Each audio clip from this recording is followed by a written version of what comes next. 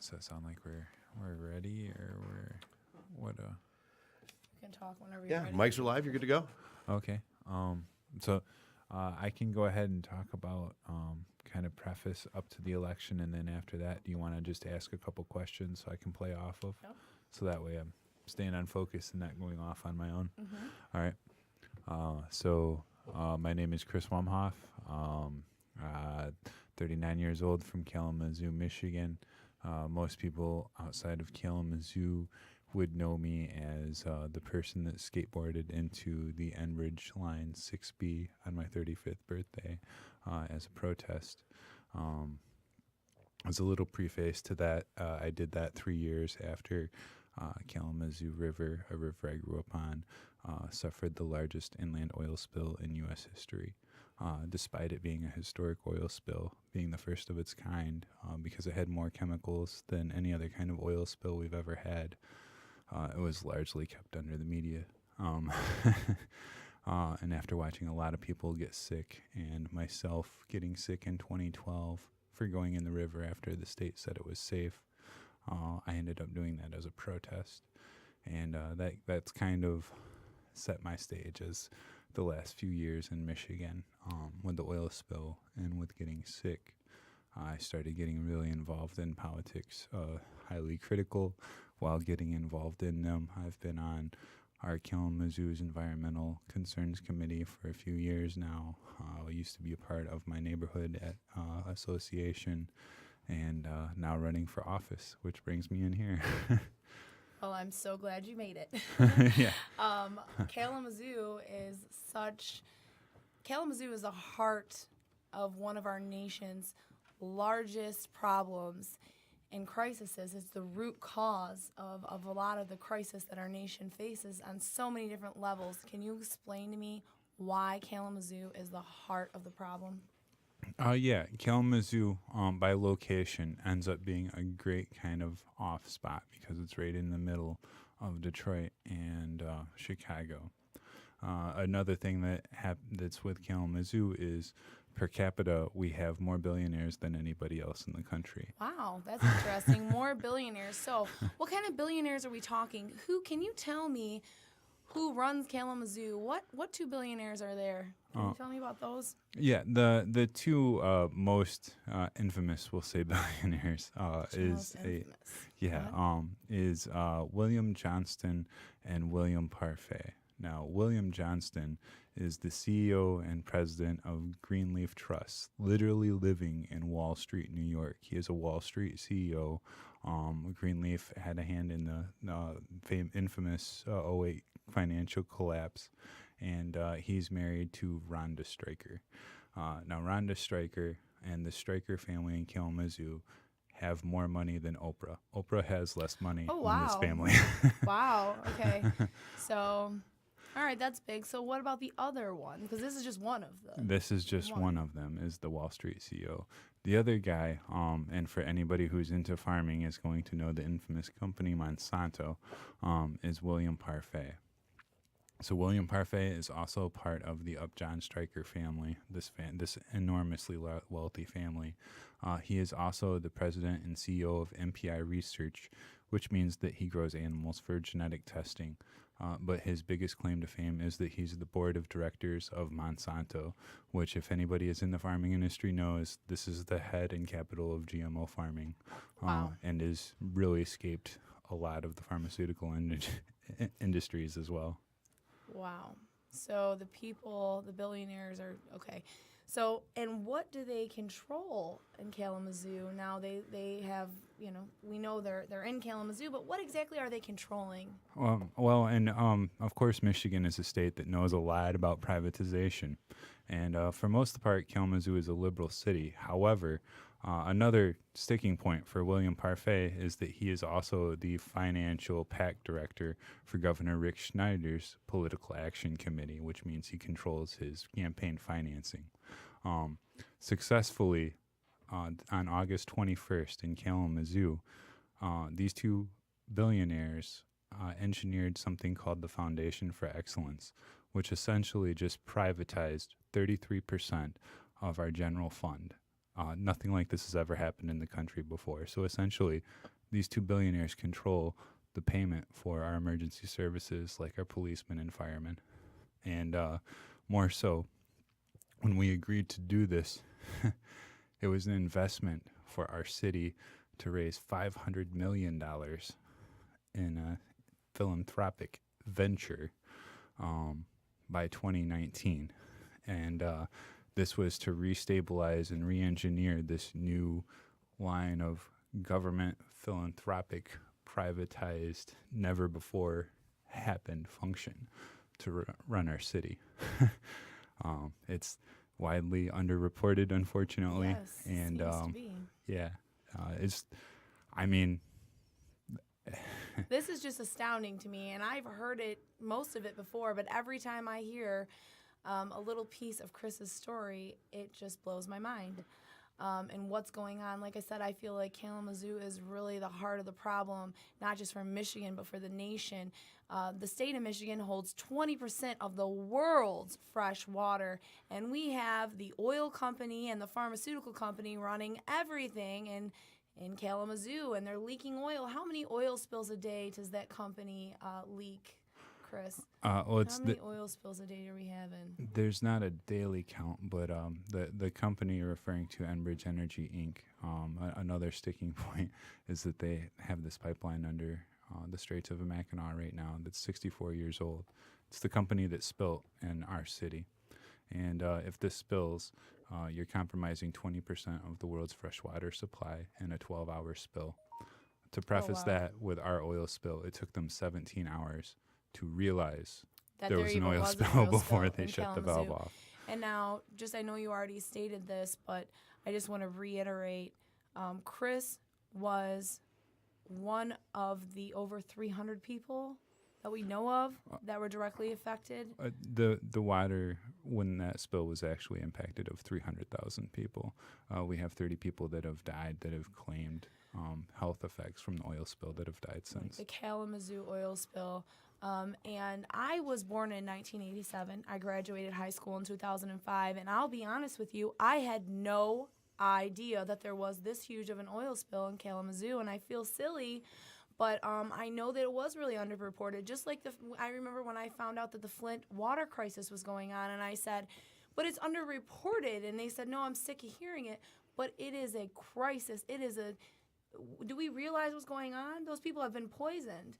And, come to find out, all of our water systems are crumbling, all of our, this is just, Flint was just the first of many cities, unfortunately. And here in Detroit, you guys get a big part of this because you have a pet coke refinery. And there was actually just a recent, there was just a recent victory. Pet Coke? You know what? Why don't you just introduce yourself? This is one of my interns, and introduce yourself. Okay, I'm coming. Introduce yourself. Give us your credentials, sir. Hi, Very quick. my name is Robert Giles. What else? Let's see. How old are you? I'm 16 years old. And what are your interests? What are your passions? I like science. You like I think science. Science is the new future, evolution. I think that you're the future. I want to let you know that our children are our future. And if we don't change what's going on, we're setting our children up for disaster in so many different ways. I think it's so important that we come together. But this young man is very bright, and he is on our team, and he is making a change with us. We're ready to be the change. So real quick, just so I wanted to introduce you and get your voice so that I can hear what you have to say, because go ahead and just say, what were you going to say? Well, on the note It can be of our covered, it's fine. oil problem, plastic production uses 8% of our oils. And the companies that are using that, I've noticed we've had a repeating stage of oil breakouts, of plastic burning.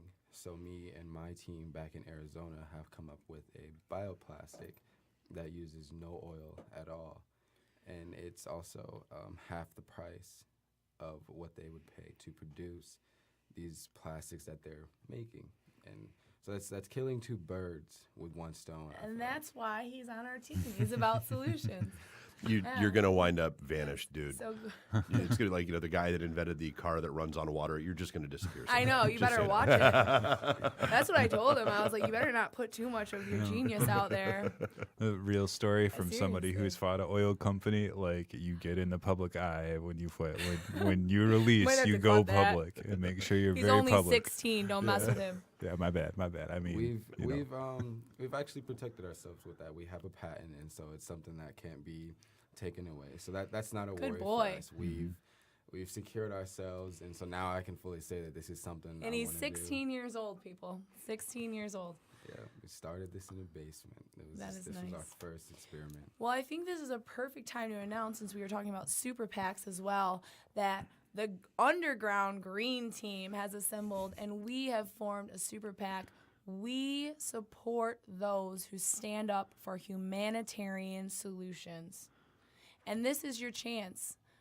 Your local elections, they offer voters the most opportunity to make a change in what is going on in their community. Right here at home, if you want to make a difference, you need to go vote. I want you to research your local candidates, know what they stand for, and support a candidate who supports a humanitarian solution. What are you talking about, Katie? I'm talking about things like cannabis. Cannabis is a humanitarian solution.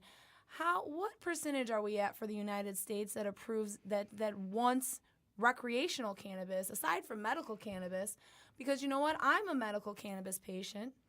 I have anaplastic large cell lymphoma, and cannabis is my medicine.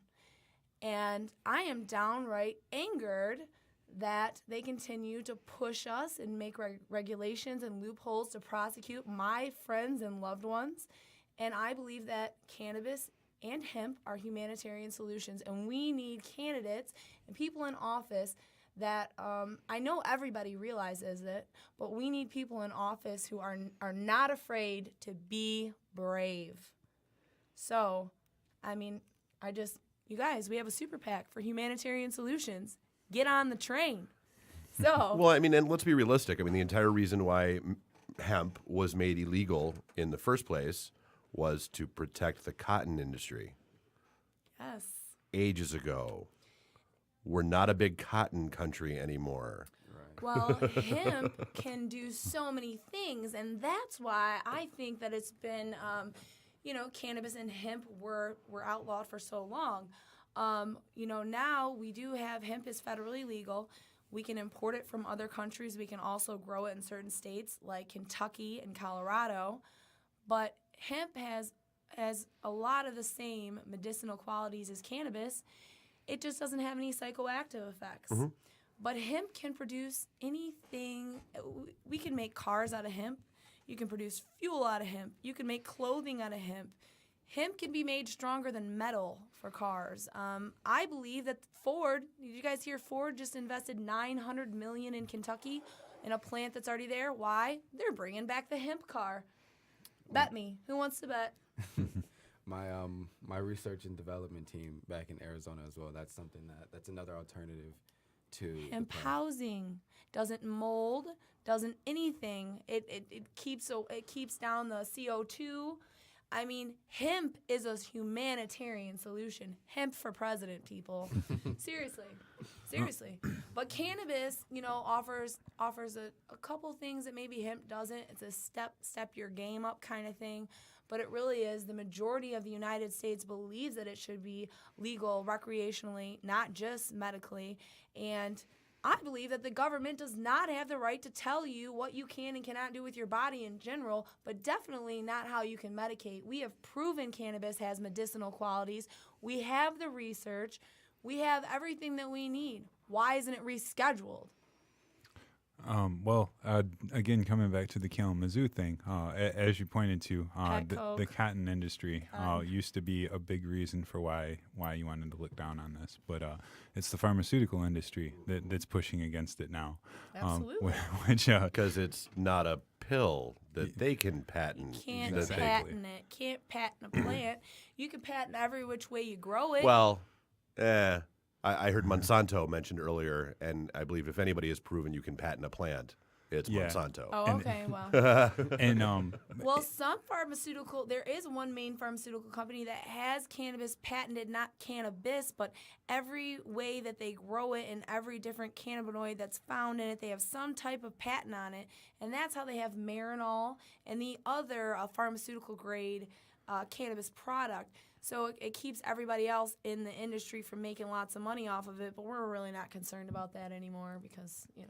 So we just want to be free. You Well- know what I mean? And we want to grow the economy, and cannabis is the way one of the many solutions that just So and one of my biggest sticking points through this campaign, that I'm running for mayor in Kalamazoo right now, and this was after hearing about this foundation that I mentioned. But one of the biggest sticking points for running for mayor is that I wanted to really look at what's happening right now with Michigan and marijuana legalization, marijuana licensing, and not go down this same road that we're seeing with the cannabinoids, and these stages where they could legalize it to where this falls monetarily into a monopoly for somebody. right.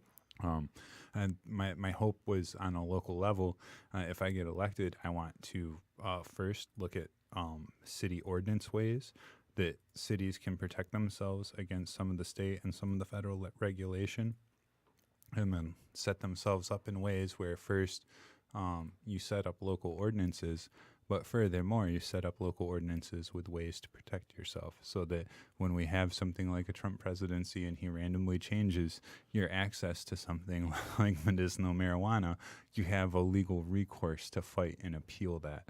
And that's something that we don't put on local legislation. Our local cities in Michigan really have gotten thrown under the bus as privatization has happened, through our taxes, through our services, in a lot of ways. And I think that's got to be not just in Kalamazoo, not just in Michigan, but really throughout our country.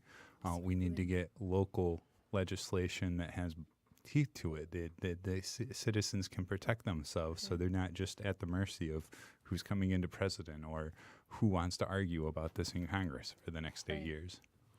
Right. And this is, once again, the local elections. This is your chance as a voter, as a citizen of the United States of America, to be the change, to vote, and to let your voice be heard. When you elect a local candidate, that is what is going to directly affect you from now and in the future. That is what is going to affect you the most. That is where your vote counts the most. That's where it all starts. So talk a little bit about pet coke with me. Yeah, and there's definitely. I want to shout out to some resources here in Yeah, absolutely. Detroit. There's a group called Detroit Coalition of Tar Sands. They call themselves the DCATs, and they've been fighting pet coke pretty hard in the Detroit area code since about 2012. They've helped with some of the victories, and even in cases in neighborhoods, they literally went out and blocked some of these pet coke deliveries from coming in. So they're a really local resource. They're going to be a lot more up to date as to what's happening in Detroit than I am. But so definitely check those out on a local level.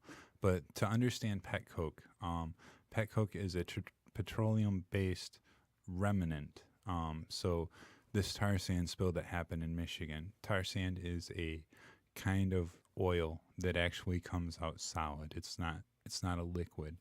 It merges with sand and it comes out kind of like the consistency of a hockey puck. So what happens as this tar sand oil is drilled up in Alaska is that it's then thrown in with enough chemicals to make it a liquid. It's proprietary, so we think it's somewhere between 500 and 1,000 chemicals. This is then shot from Alaska all the way through Canada, through Detroit. Now, how that relates? Isn't this what Trump's trying to build underneath? Keystone XL, yeah. He greenlit that, so that's another outlet. And I know they say that it's American oil, but it's all going to international ports. I would just point that out. But so the pet coke, after they refine this oil in Detroit at the Marathon Refining Factory, they have all this residuals of chemicals left over that they send over with the tar sand oil. That's what pet coke is. It's the residual remnants of these chemicals in this mining process that came from Alaska. They were at one point setting this up 5 stories high into piles, unprotected, on the Detroit River. And it lets off a fume, a dust, and we breathe it in, and it gives us cancer, correct? Yes, there's hundreds of carcinogens in pet coke. Yes, and I was watching something with you the other day, and they were talking about the levels just in the city around here of the pet coke in the air and the black dust that it gives off and some of the health problems that it causes. And, they're releasing it into the poorest cities, correct? I mean, this is why, the air quality is so bad there, and it's from the pet coke, and it's making everybody sick. I mean, is this correct? Yes, yeah. I'm spacing on the zip code. I think it's the 49812, and it's actually considered the dirtiest zip code in America. Wow. And and it's in Michigan. Detroit, not just Michigan, but in right, Detroit, it's yeah. in Detroit, Michigan. And that's just so, I understand the dirty air, but it's like, once again, I believe that Michigan is a key because we hold 20% of the world's fresh water that surrounds us, and water is so important. So why are we letting these billionaires come in and ruin our natural resources?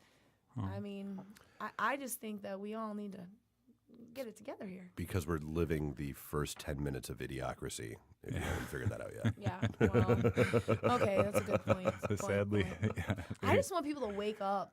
Oh, and this is so. And of course, I can only speak for my city of Kalamazoo, but Kalamazoo is a 1/10 scale of Detroit. Right. We have excessive crime in our neighborhoods. We have cities, buildings crumbling, businesses, an entire.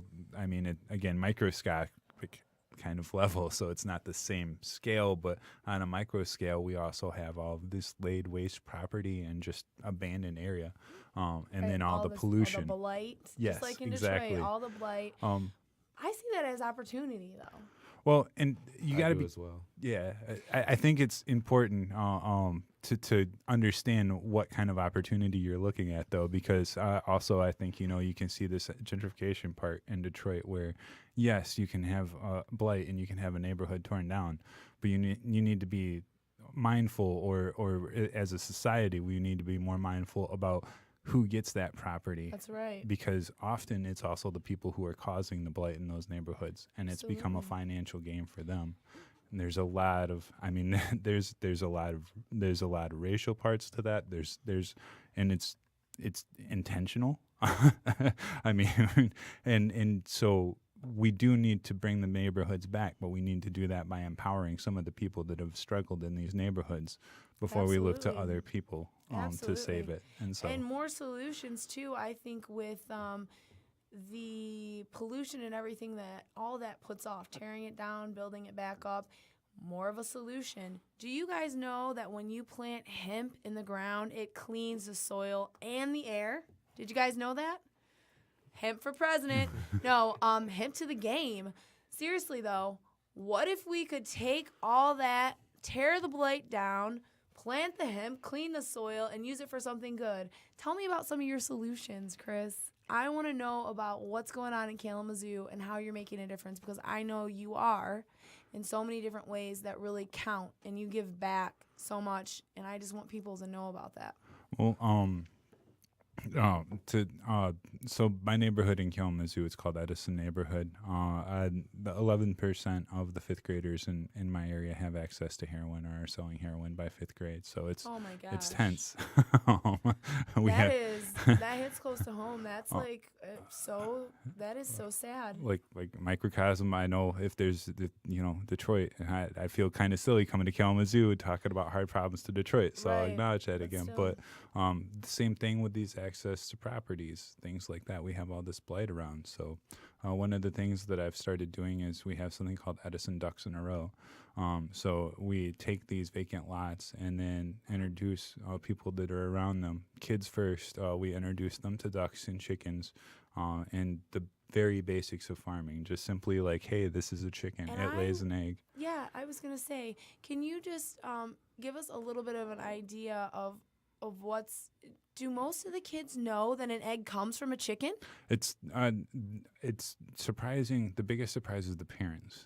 The parents. there's a large amount of parents that they'll get that surprised. don't realize that the chickens are where they get their eggs from. Yeah, and it's access. It's really access. It's That's you what know it's about. That Yeah. does tie in a lot. I mean, you see how when you were a kid, you'd go to farms and you'd go to the pumpkin patches, but a lot of kids nowadays see that through TV and through social media. You see other people going to farms. It's like you don't experience what we used to experience. So much is cut off unless you go to a zoo. Right. I see this a lot in Arizona, that although it's all this farmland in the city areas, you really don't, like, a lot of people don't know what animals are what, and I'm just like, really, you've never seen this type of animal? You don't know what this animal gives you? Do you know cow gives you milk? Right. Like, Which, by the way, you really shouldn't drink cow's milk, but we won't get into that today. But yes, no, exactly. He's so right. So you provide that for the kids, and these are children that wouldn't get that experience otherwise. So you educate them, you let them name a duck correct, you let them care for a duck, you teach them. And these are important life lessons that they wouldn't have got otherwise. And it works. There's layers to it, just like everything else, and it's on an individual basis. So, some of the kids in my neighborhood, they're 14, 15, and they, having a pet duck isn't what they're on, but they're trying to figure out how to get a career right now, and they're looking at their options. So we're trying to set up where we can get these properties and show these kids how to do farming, where they can actually make a living off of it. Looking at microgreens and things like that. Ask you. That you can grow in your house. So in an urban setting, it's actually possible. Absolutely. By the way, guys, we're working on a documentary called The Cure, and you're about to watch me. I'm not going to do any chemo. I do have anaplastic large cell lymphoma. I have to get a double mastectomy very soon. My breast implants gave me cancer. Would you imagine that? Medical Device and Safety Act needs to be changed. That's what I'm saying. So I have to get a double mastectomy soon, but I'm okay with it. They're just boobs. And cannabis is my medicine. And I have been an herbalist and a healer for 10 years. I've actually put my lymphoma into remission once with food-grade hydrogen peroxide before it was diagnosed.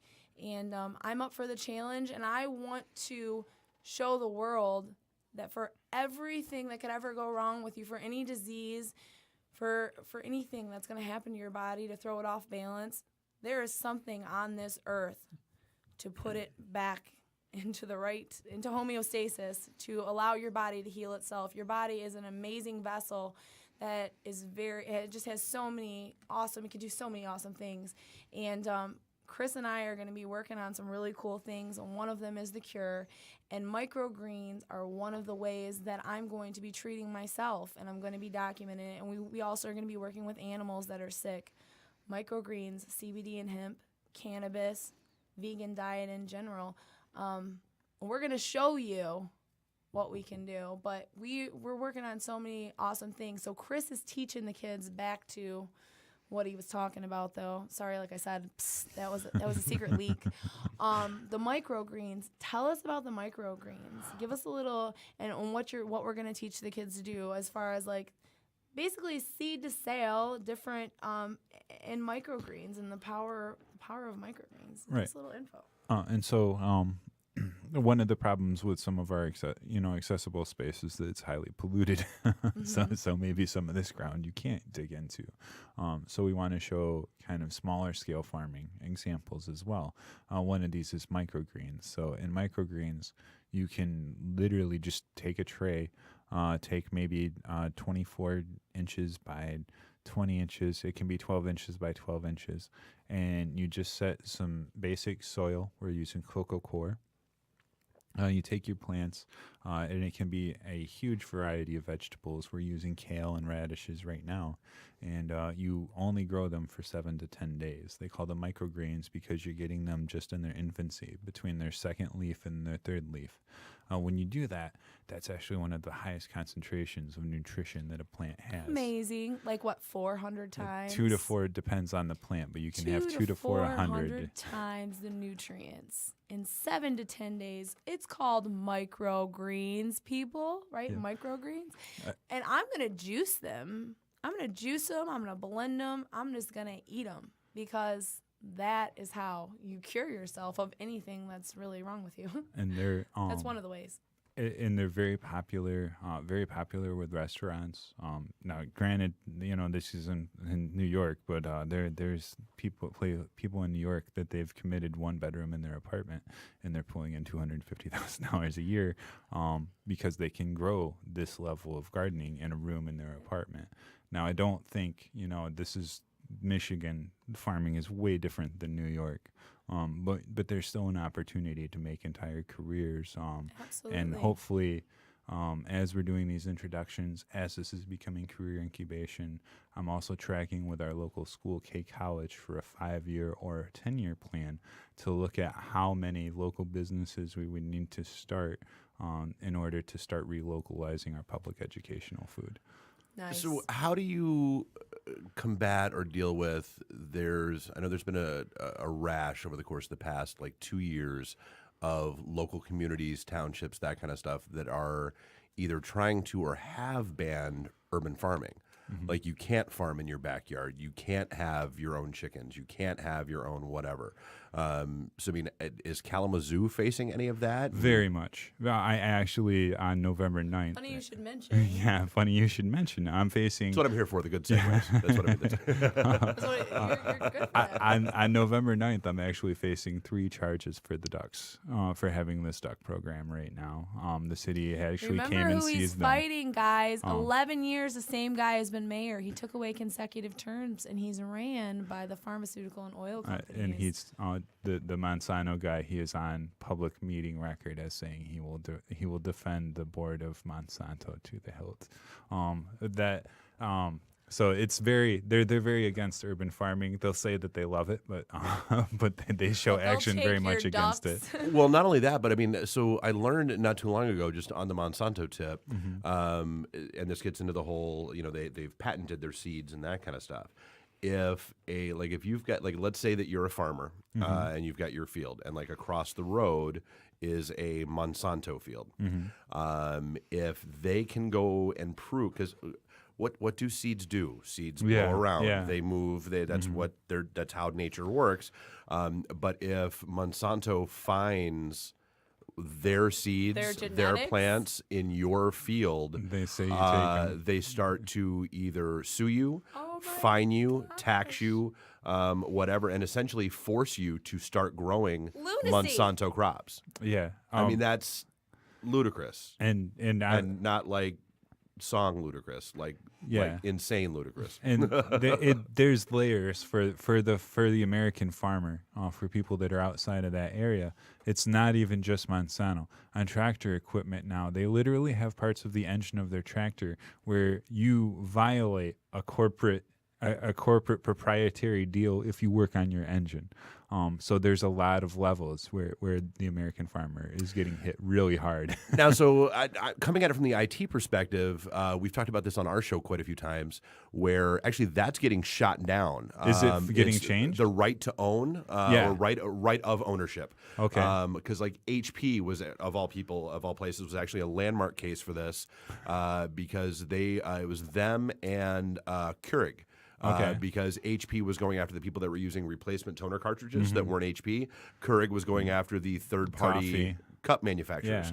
And the OEMs for the automotive were keeping a very close eye on this, because obviously they want you to go to the dealership for a $150 oil change instead of a $19 oil change, or doing it yourself. And so HP and Keurig both got slapped down. And so this whole right of ownership thing is basically, there was a huge sigh of relief from the mechanic industry and that kind of stuff, because the OEMs were trying to push it down. Yeah, it was because John they Deere don't want people working on their cars. So I'd be curious how it's going to ripple back into the farming industry that Yeah. way, because like I said, I know it's been shot down from an automotive perspective now. Yeah, John Deere is the big Yep. flag company involved in that. So that would be I didn't know about that development. That would be interesting.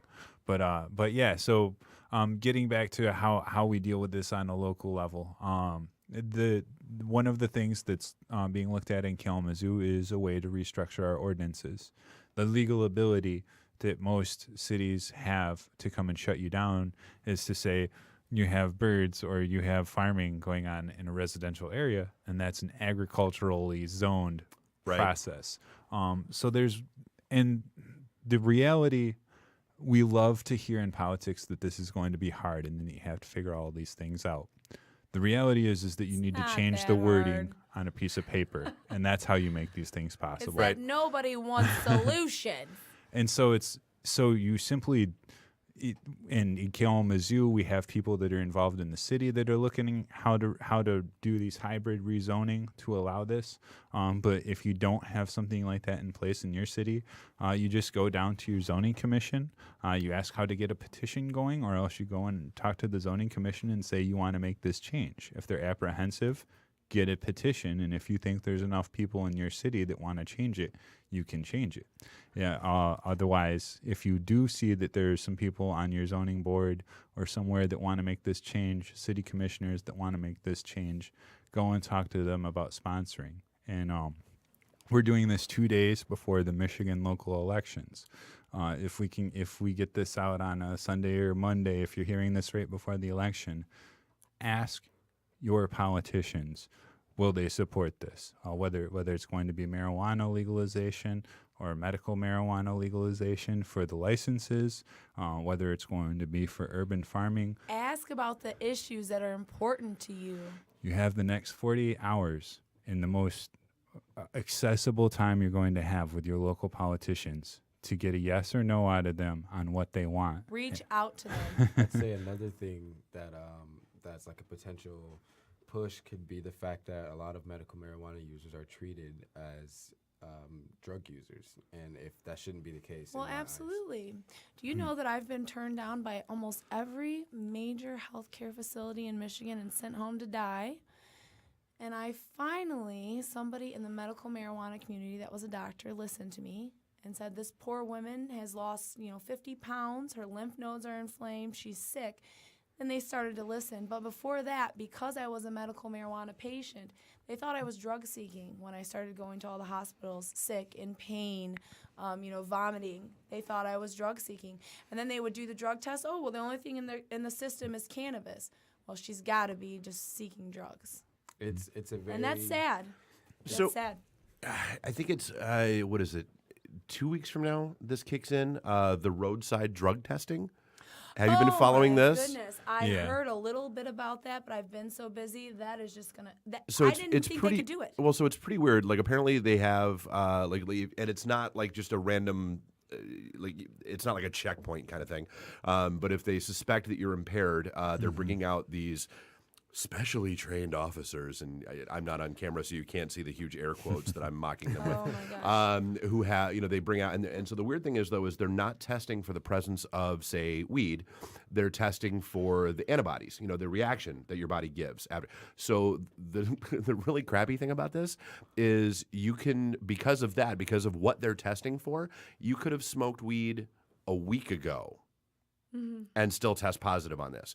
And if you refuse to take the test, it's a civil infraction. So it's not as bad as like with if they suspect you of DUI, they immediately, your license is yanked for 6 months, yada, yada, Right, yada. if you don't blow. But if you refuse to take this test, it's still a civil infraction. And like I said, you can. I believe it's up to 2 weeks after use that this test will test you So positive. now this is just giving all the attorneys one more thing to fight for to keep the cannabis in the war on drugs. It's correct? crazy how they.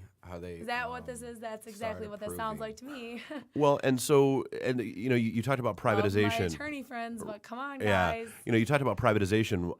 One of the other shows that's in here is called The Returning Citizen, and it's all about people that are getting out of jail and trying to get their life back on track and that sort of thing. Nice. One of the facts that came up on that show that floored me, and I actually had to go look to see if it was true because the prison industry is privatized. Yes. Oh, hell yeah. Yeah, for Prisons profit. for But- profit are already here, people. But here's the kick. the state is on the hook if those cells aren't full. Yes. Oh yeah. So if they the cells pack aren't 3 people to a cell. Oh no They're no no! Overcrowded, If there's an empty jail cell, the state is paying that company that owns the jail, the prison. So no matter what, if Right. they're empty or full, they're always getting paid. Right. So it's So Well, let's and- overcrowd them. It costs about 30 cents a day to feed them 3 meals a day. Listen, I could go on and on about that. I won't now. To get back to your point about It's horrible. the school to prison pipeline, that's what That's we're That's talking why they've about. taken away the mental healthcare system. Well, and it because was- they're putting the sick, poor people in jail, and that's just the bottom line. We're not incarcerating violent criminals. It's a money game, and it's sick. I've my day by day work when I'm not trying to be an activist or a political person has actually been in mental health for since 1998. So I actually watched Governor Engler-Cutts before we moved on then, and I was working in Allegan County, and from 2000 to 2001, I watched almost everybody in the caseload in Allegan County lose funding because the county went bankrupt. And that's exactly what happened. We took a lot of people with disabilities. They became homeless. They couldn't take care of themselves because they were supposed to have staffing, but they didn't have money. They got thrown out of their apartment, and then because they couldn't take care of themselves, they got put in jail. And that's part of a process. That's just one cog to this whole pipeline process. You look at what's happening, like any all city, trickles down. Well, and it's a process. It's systematic. They go, and it's nothing more than business, like you said. They got to keep those jail cells full. We're all a dollar sign. We also, it also makes jobs. No, in my air quotes this time, it makes jobs to have kids in prison and homeless in prison and going through the tax system and the court system over and over again, because then we have this money that we can take from the community to put on these taxes. And the reality is, in a state that's doing more and more privatization, when you're going tax breaks for large industries, you have to make up the money somewhere. And in this state and in this country, and to a growing degree, it's going the wrong direction. We're not getting smaller, we're getting larger. We make up the ends by criminalizing our citizens. And that is not theoretical. That's the business practice of this country. Well, no, it is. Well, I mean, just like on the DUI front, like, so, I've done a tour of duty through all of the automotives, talked to a couple different engineers. Like, if they really wanted to stop drunk driving, it would add about $20 to the cost of a car to install a breathalyzer absolutely. lock, just rolling off the assembly line with them. But why won't they? Because lobbying, because it's, I had a buddy of mine that got popped like 6 months ago. It's $8,000 for this. It's $1,000 for this. Absolutely. It's $2,000 for this. It's the classes here. It's the this there. Why would they want that to go away? I mean, Fraser. It's got some really nice, shiny new cop cars, man. Yeah. They're pretty slick. Yep. Pretty sure I know where those got funded from. Absolutely. Oh my goodness. You see, it's a workforce that they need. When we go back to prisons, our prisoners don't get out of jail and have somewhere to go. You send them to prison and put them in there, locked away from the world, and then throw them back, and then they're usually back in prison within the next few months because Right. you have no understanding of how the world works. It's not even that though. It's that they attach probation to it and all That these as other, probation or parole. And a lot of times it's hard for people to keep up with probation. They have no resources. They violate. They go back. It's a continuous cycle. And it's like And I think a growing, something I've seen a fight in Arizona, a new protest was to have camps instead of prisons. You see someone who's for grown up. nonviolent offenders, that'd be perfect. That is what it's like. You do something, whether it was out of your mental state or you were driven. It's in a case of murder. Let's go there. Some people. So this is a camp. So this is a prison. Oh, This they is- have camps that are like. No, this is to change the system from imprisoning someone to teaching them what to do and what not to do. You see, our communities, these kids aren't taught between what's right and what's wrong because their parents are doing The it. morals. It's like what you see Ethics. going around, and then you imprison them and expect to change because they sat in a prison cell for so long. They're supposed to not do this. Instead of doing that, they think that if you taught them what you believe is right is wrong. So this is a camp that is going to actually rehabilitate Exactly. the offender. Okay, so but it's not for just, so it's for all crimes or nonviolent, or To an extent. because I think that's where I think people need to wake up too. I'm a DPA all the way, which is Drug Policy Alliance, and I am for no harm, no foul. I used to think like, oh, this drug's bad and that one's okay and maybe this one's all right. But really, my eyes have just been open to the fact that the war on drugs is an epic failure, and putting people that have issues with addiction, which is a mental something that's a mental issue. The root cause of addiction, let me tell you, is unresolved emotional trauma.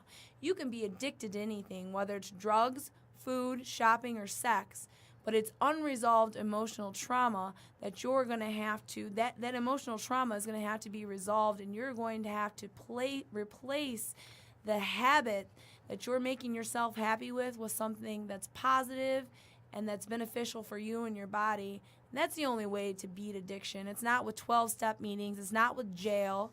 It's not though. And by incarcerating people that struggle with addiction, we're only setting them up for failure. We're tearing apart families. We're setting up children for failure. By giving the children the cell phones and letting them play on them all day and become addicted to those, we're setting them up for failure. And let me also state that unresolved emotional trauma damages your DNA. It actually is cumulative, and it is passed down to your offspring. Unresolved emotional trauma can actually physically manifest into illness. And just addiction is just one of them. Well, I just think, based on how, wonderful the war on drugs and the war on terror have gone, I'd like to see the government declare a war on jobs. I think that'd be right? Great. I think that'd be great. Unfortunately, I think that was one of the Cold Wars that they didn't tell us about. And what did we say? Not what did we say? What are we planning to do? So, I just want to let everybody know that, Chris, you're running for Kalamazoo. Kalamazoo is the heart of the problem. One of. I mean, I think Kalamazoo. It's safe to say Kalamazoo is the heart of the problem in Michigan. Fact, I know it. I don't care. Chris is just being he's being reserved. And he's being like, oh no, it's really not, but really it is. This is the hugest election for Michigan in the United States. It starts with the local elections, and Kalamazoo is the heart of the problem. Everybody needs to go out and they need to research their local candidates that are running for election on Tuesday. And you need to make sure that you support a candidate that stands up for humanitarian solutions. Cannabis is only one of them. Look into what they're doing.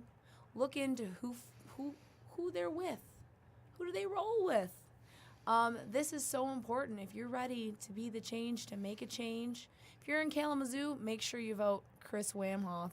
But you know what? No matter where else you are, do your research. Do your research. Be the change. Go out. Vote.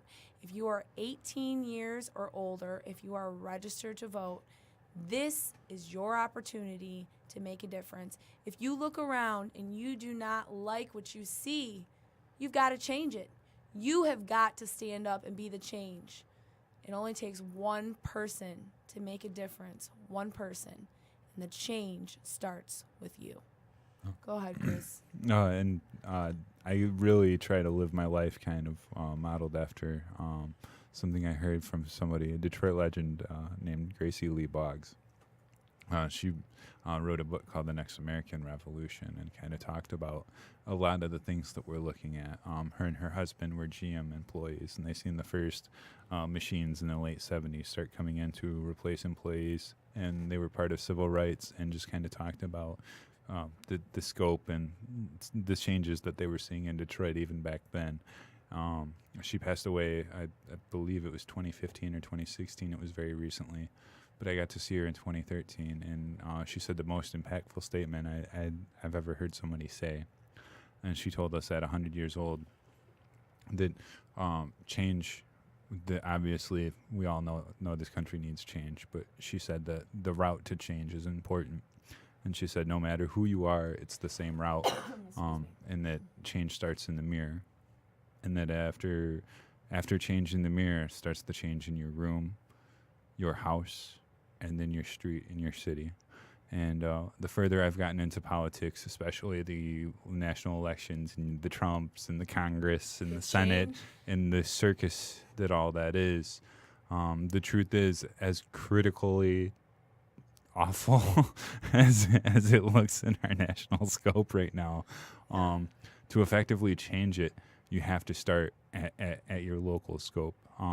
No matter as terrible, no matter as terrible as the national looks, your local politicians are doing the same things on a local level, and those laws and those influences are going to play a large role. Like you hear about what, all the other stuff's going on. You might not hear about it. It's covered up by the local media, or it's not, but they're doing the exact same scandals and things. So if you don't like what you see, change it.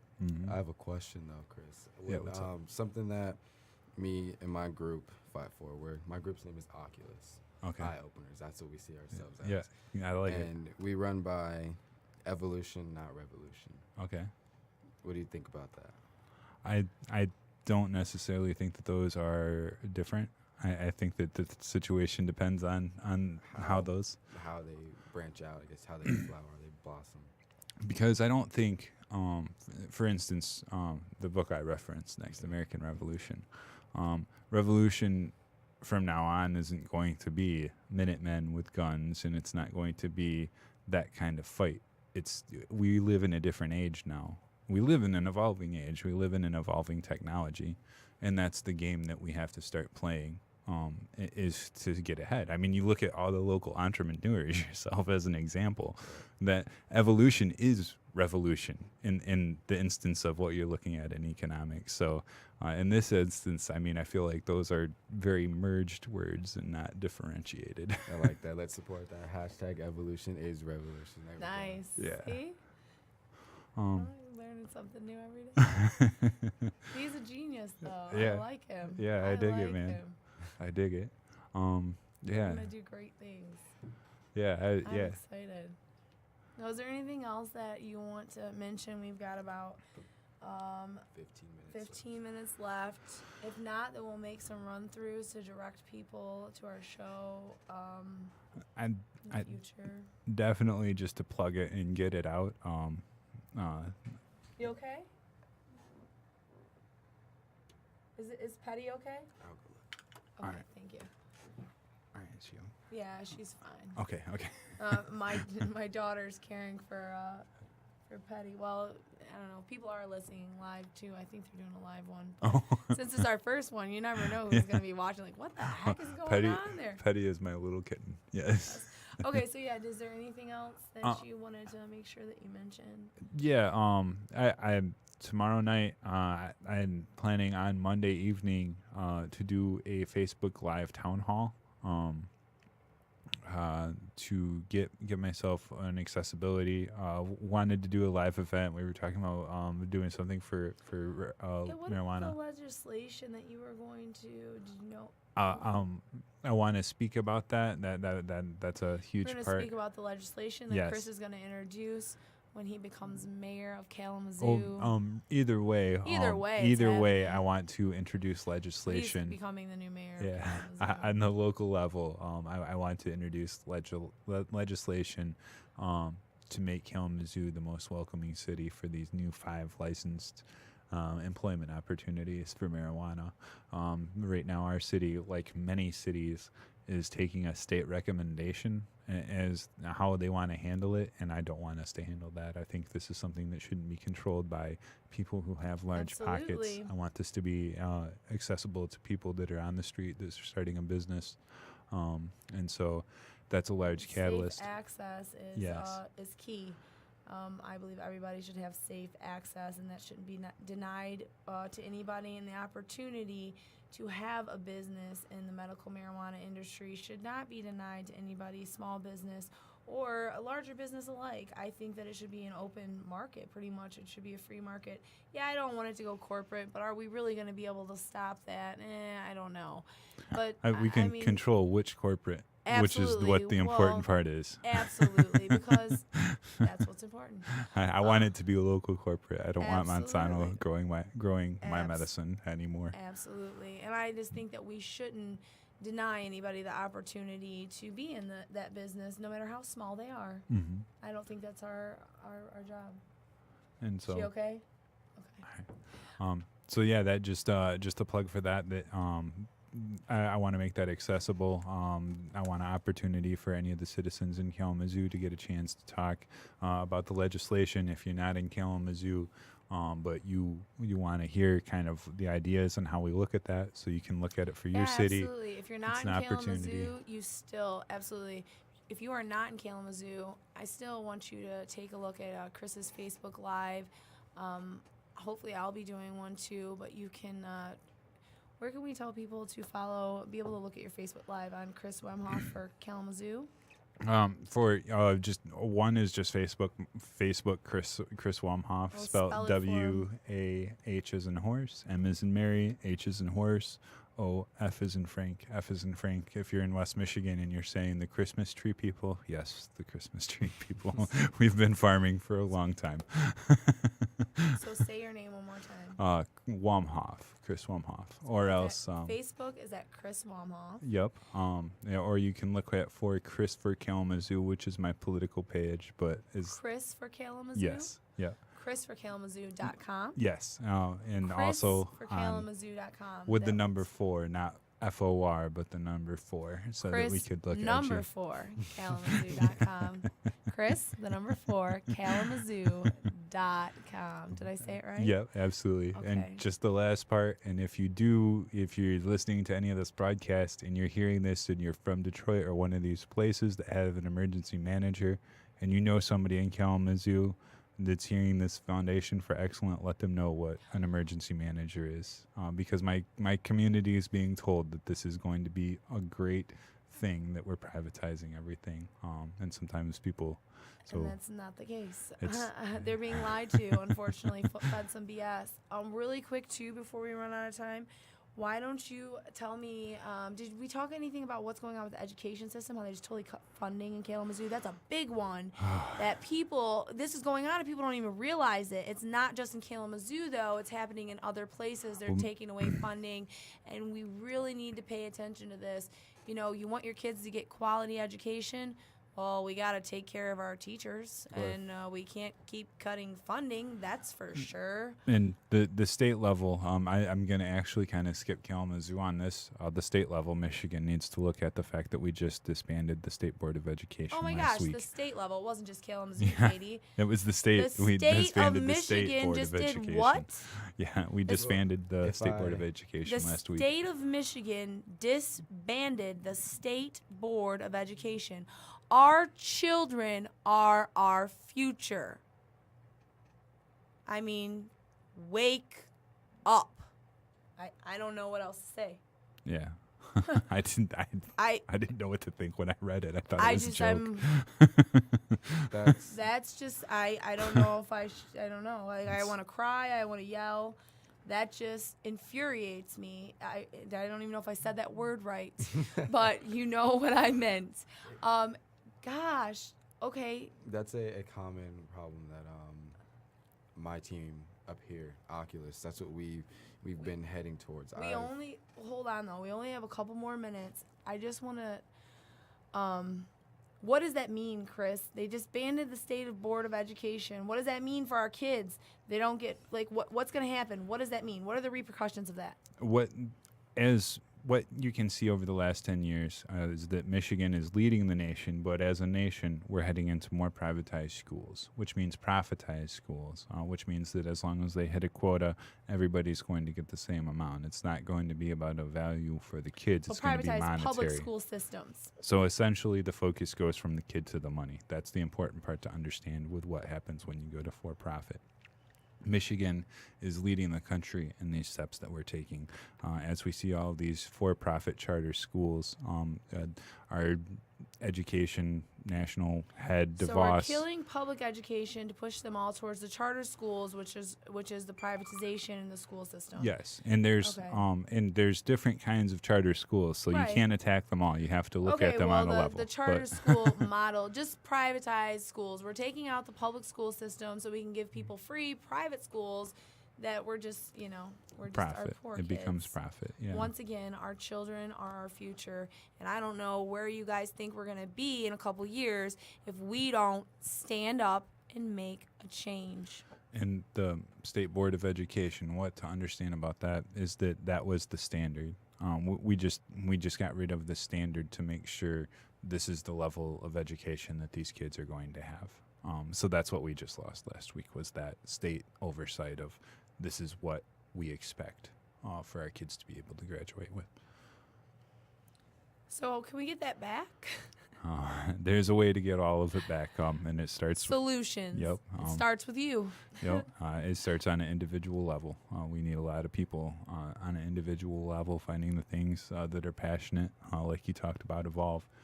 People have ideas on where they want to go in life. We need people to follow those. We need volunteers. We need support. That's the number one thing that you see our parents nowadays. A lot of kids are pushed towards lost dreams of parents. We need support for kids. If there's education all around the world, and there are kids out there who aren't basic. There's so many new ideas that I get from all of my friends and my associates on creating new careers that no one would have ever thought about. And it's all about creativity and imagination. We need to allow our kids and have them and their friends be able to go out and enjoy the world and see the world and pursue their passion how they would like to, and not how their parents would like to, or how the family usually does it. If there's a change, let them have it. That's something that I see, is that, kids have all of these great ideas, and it shouldn't be categorized. They should be free to pursue exactly what they want to pursue, how they want to pursue it. Mm-hmm. All right. Man, well, Preach on that, man. Yeah. He's, like I said, he's a genius. Gosh, I just want to say thanks for you guys coming. And before we end this, we got a couple minutes left. I want to make sure that everybody knows who we all are. What is your name? Robert Giles. I'm 16, and I stand behind Oculus. Stand behind Oculus. And you also are going to be a part of Stir in the Pot, I'm sure, because we have lots of awesome things that Oculus can contribute to Stir in the Pot. And you are Chris. Chris. Chris for Kalamazoo with the number 4. Chris. Yep. Number 4. Chris Wamhoff. You got to remember that Kalamazoo.com. snazzy last name. Yep. Chris Wamhoff. Okay, Chris Wamhoff, you're running for Kalamazoo, mayor of Kalamazoo. Everybody, the change starts with you. And whether you're in Kalamazoo, whether you're in Michigan, whether you're in any state throughout the United States, research your candidates and know who you're voting for. Vote for somebody that's going to stand up for what's right and are going to be the change themselves and do the work. I'm Kate, the Green Queen. I want to invite all of you guys to join me in my new series with Podcast Detroit. It's going to be called Stir in the Pot, where you're going to reach new highs, start a buzz, and the Underground Green Team has formed a super PAC.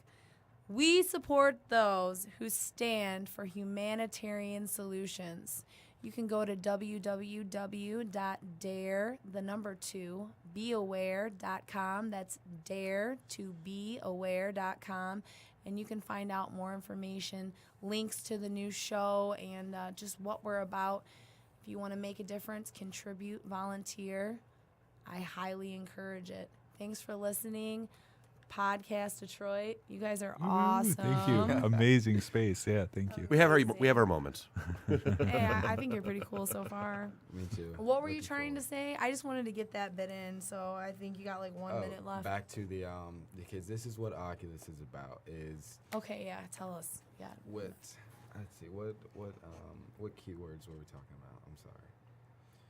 Oculus. With going back to the kids in the schools, I am attending Thurston High School.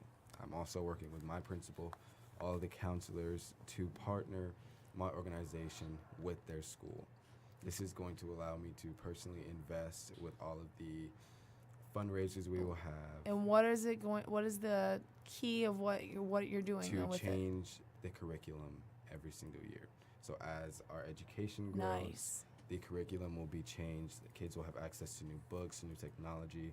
That Can Oculus kids vote on the curriculum they want? We're doing it all throughout the school. Nice. It's going to be So the kids choose the curriculum instead of a standardized curriculum. That's genius. it's to open up a lot of new possibilities. You see, like, the world's growing so Follow much. but Oculus, guys. He's Well, got some ideas. We're stuck on these 4 subjects. You know, everyone goes to school to learn math, language arts, science, and history, but there's so much more out there now, and it's like kids in high school, they just get thrown out in the world with nothing to do.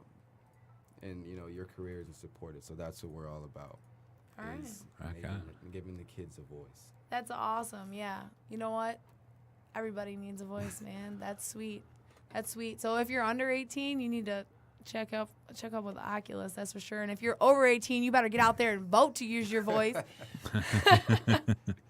All right, guys, stir in the pot. Keep your eyes and ears open, and www.daretobeaware.com.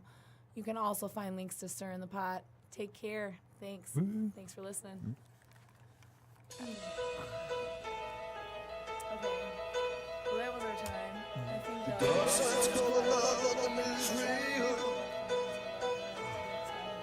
think